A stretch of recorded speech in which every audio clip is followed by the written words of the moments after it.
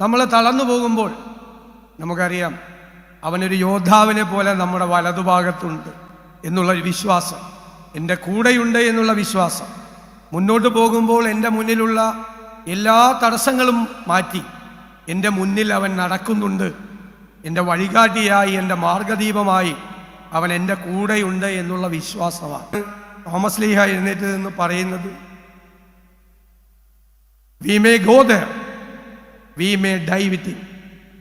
അവനോട് കൂടെ മരിപ്പാൻ നമ്മൾ പോവുക എന്നുള്ളതാണ്. അതാണ് വിശ്വാസത്തിൻ്റെ ശക്തി എന്ന് പറയുന്നത്. ഞാൻ എല്ലാ ദിവസവും ഒരു പേജെങ്കിലും ബൈബിൾ വായിക്കാം.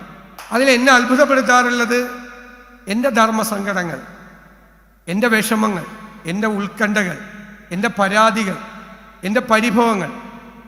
അതിനെല്ലാം ഏതെങ്കിലും തരത്തിൽ എനിക്കൊരു പരിഹാരം ഞാൻ വായിക്കുന്ന ഒരു പേജിൽ നിന്നോ ഒരു ഖണ്ഡികയിൽ നിന്നോ എനിക്ക് എപ്പോഴും തരാറുണ്ട്.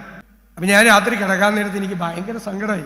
പറഞ്ഞില്ലല്ലോ എന്നോട്, ഞാൻ വിഷമിച്ചാണ് കിടന്നത്. പിറ്റേ ദിവസം ഞാൻ വായിച്ച പേജ് 10 കുഷ്ഠരോഗികളെ കാണുകയാണ്. അവർ വന്ന് സങ്കടം പറയാം.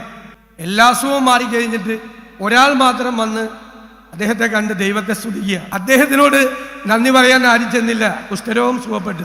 പിന്നെയാണ് നിന്നോട്, നീ നിന്റെ ജോലി ചെയ്താൽ മതി, ഒന്നും പ്രതീക്ഷിക്കണ്ട. എൻ്റെ എല്ലാ വിഷമവും മാറി.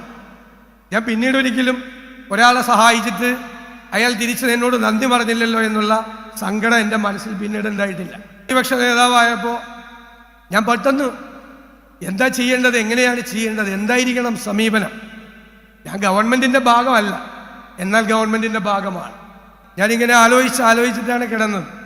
പിറ്റേ ദിവസം രാവിലെ ഞാൻ വായിച്ച ഭാഗം സലമോൻ്റെ പ്രാർത്ഥനയാണ്, സോളമൻ രാജാവിൻ്റെ ദൈവത്തോടുള്ള പ്രാർത്ഥന. എനിക്ക് ധനവും വേണ്ട, പ്രശസ്തിയും വേണ്ട, നിന്റെ പ്രജകളെ നടത്തിക്കൊണ്ടുപോകാനുള്ള ജ്ഞാനം മതി എന്ന വിസ്ഡം. പിന്നെ ഞാനിപ്പോഴും പ്രാർത്ഥിക്കുന്നത് അത് തന്നെയാണ്.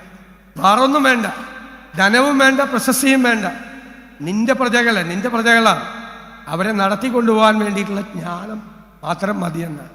എല്ലാത്തിനും നമുക്ക് വിശുദ്ധ ഗ്രന്ഥത്തിലും ആ ക്രൈസ്തവ ദർശനത്തിലും എല്ലാത്തിനും മറുപടിയുണ്ട്. ഇതിന് മറുപടിയുണ്ട്.